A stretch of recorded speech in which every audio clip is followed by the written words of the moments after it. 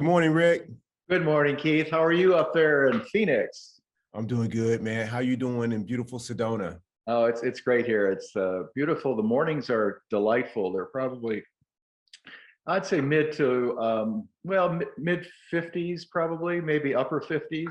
Oh, that's And right beautiful. now, right now it's just pushing 60, and it's just gorgeous. Have the house open, smells great. It's just a beautiful place. Thank you for making Brian Chung and I so welcome there last weekend, man. We had the best time with you, and just the fellowship, and then followed up with a hike to Oak Creek the following morning. Thank you. Thank you guys for joining me. It was really a delight to have all of us out in the trail in nature for a couple hours that morning. Beautiful, beautiful time. And you're always welcome. I really appreciate you coming up. Thank you, man. Speaking of morning, I thought today's show would be titled "Want to Have a Good Morning." I'm sorry, "Want to Have a Good Day? Start with a good morning." So, Yeah. can you speak to that? Well, I think everybody needs to have a routine of some sort. And I think the morning routine is critical because for me, I need to be clear when I start my work or I start any project of where I'm going and where I want to be with it. And if I'm worried about all sorts of different things, it gets in the way, and I find myself going back to the worries that I started with in the morning. So, what I do in the morning, and this is based on something that Tim Ferriss told us in one of his podcasts, and that is that if you wake up and you know that feeling that you have that's so beautiful, it's like halfway between sleep and halfway between wake.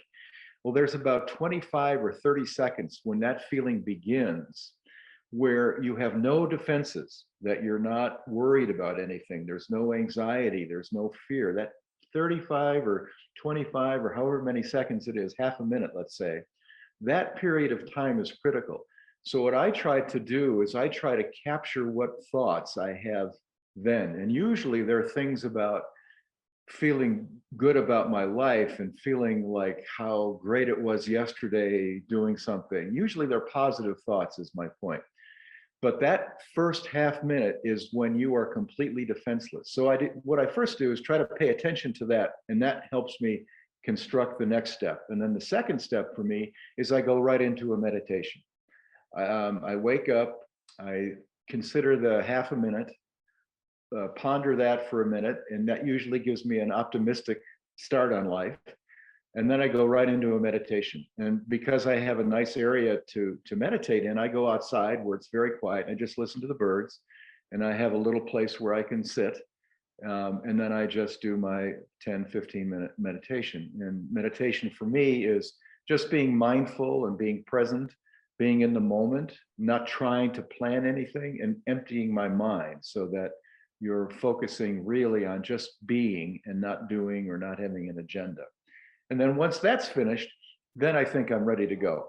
Last third point is usually at that point I do a long hike or maybe an hour's worth of RT, resistance training, a couple of times a week, but mostly every day I've got to walk or hike.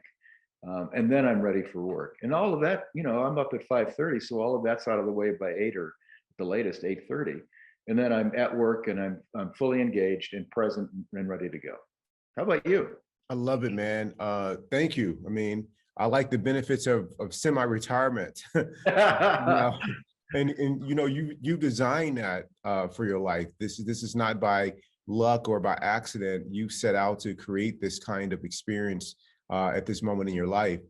For me, for the longest time, that 25 to 30 seconds that you mentioned, I blew right past that, right to the negativity and the ego thoughts. I didn't even know that was even available. I was so unaware for so long. But once I began to read the Mayo Clinic Guide to Stress-Free Living, paying more attention to the things that you were teaching and telling me, I became present to that space, that you talked about between sleep and waking up. I became really, really aware of it, and that space is a good place to start your grounding for the day. And for me, I use that space to just become really aware of my body, not with the aches and pains, but just feeling the aliveness in my body. And that takes me right to gratitude.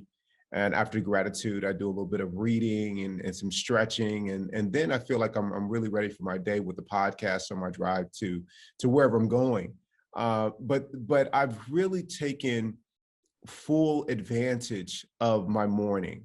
I don't care what's going on in my life. If I can really give attention and really treat the first, 10, 15, even 30 minutes of my morning as sacred, it changes my whole day. And I don't care what's going on. I could have this big presentation to do. I could have a long day. I could have something that I don't want to deal with, such as, I don't know, a meeting with the IRS, you name it. I'm really, really better suited for whatever's going to show up later in the day if I own my morning. But for so many years, I was at the complete affect of whatever the day was going to be. And I thought I was being effective and being efficient. Man, I was probably running on 30%, man, of my potential, because I was locked in ego, locked in thought, whether it's anxiousness or the busyness of the day. I was just at the mercy of everything, and a lot of people, I know, have children. And so you have a son, and a lot of people have children, and that can make it also another challenge to have to consider when you're trying to, treat your morning as sacred. And to those folks, I say, you don't have to follow this advice. You can keep doing what you've been doing. Well, or you can, what I've helped some folks do is really create a partnership with their kids at home about how we're going to support each other. And you can start very, very young with that, of laying out, like, listen, hey, it's important that we're both at our best, everyone in his family is at their best.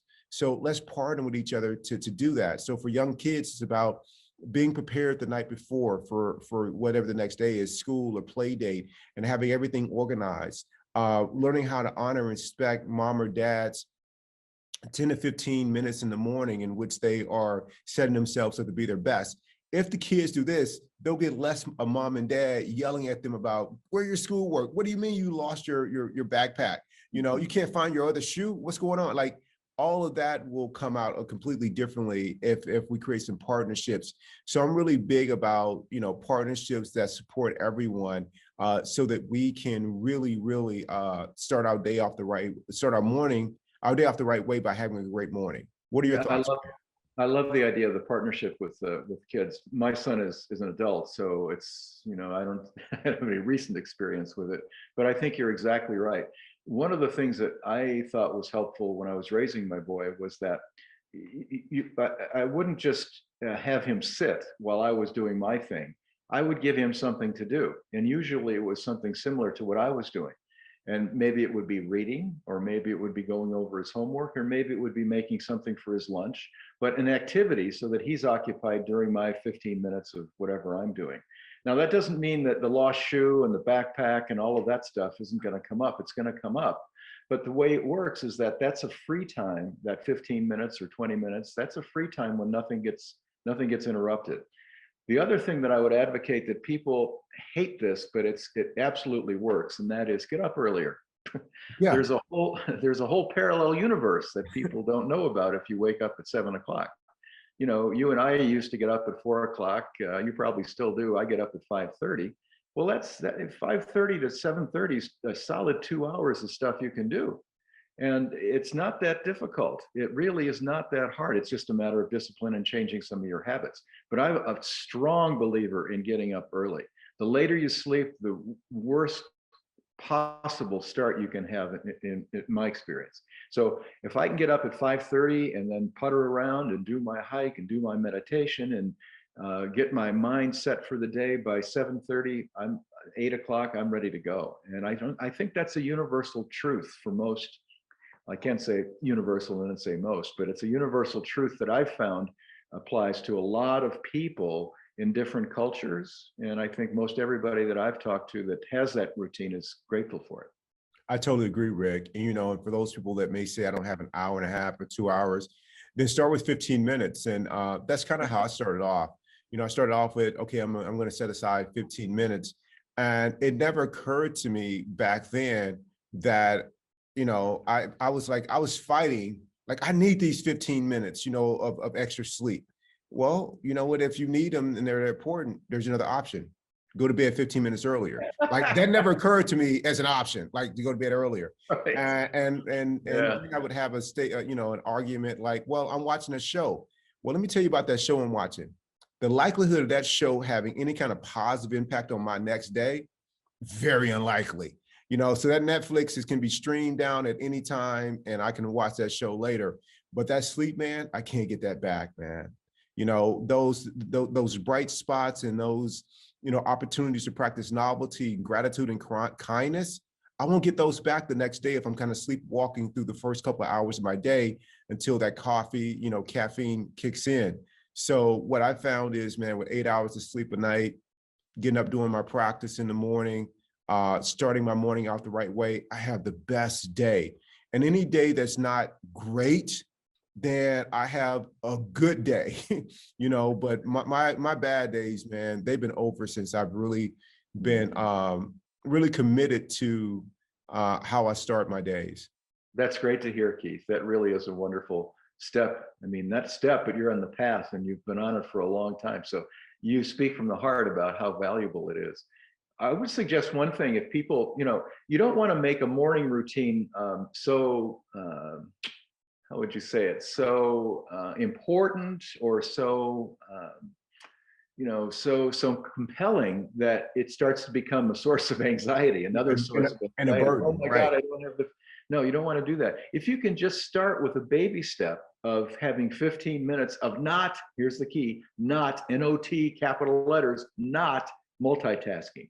You don't pick up your iPhone. You don't look at your messages. You don't go to the computer. Just 15 minutes without electronics in the morning after you've done your half a minute lying in bed without those defenses, going through the joys and good things in your life. And then 15 minutes of just sitting or going outside and standing or just walking around and thinking about whatever you want to think about, but not multitasking. Most people pop out of the bed and, man, they're on it. They want to check the stocks. They want to see if there's any messages from somebody they talked to yesterday. They want to see their to-do list. You got another 23 hours to do that crap. Right. So, give yourself 15 minutes of just beautiful doing nothing. We're human beings. We're not human doings. Right. Exactly. So do a little bit of human being for 15 minutes in the morning. And I think that's a good way to start. Just remember, don't multitask right away and forget the electronics for as long as you can. Absolutely. Man, Rick, thank you for a great show, man. I appreciate you. Thank you for continuing to be an example for me. I love you. I love you, Keith. And I'm so glad you're in my life. It's wonderful to have people who are simpatico with you, but it's exquisite. It's extraordinary to have another man at my age that I can speak to about anything. It's literally nothing is off the table. And that's a wonderful thing that every human being needs. And I appreciate you and thank you for that. And I echo your sentiments, Rick. I feel the same way. I love you, man. I love you. Adios. Adios.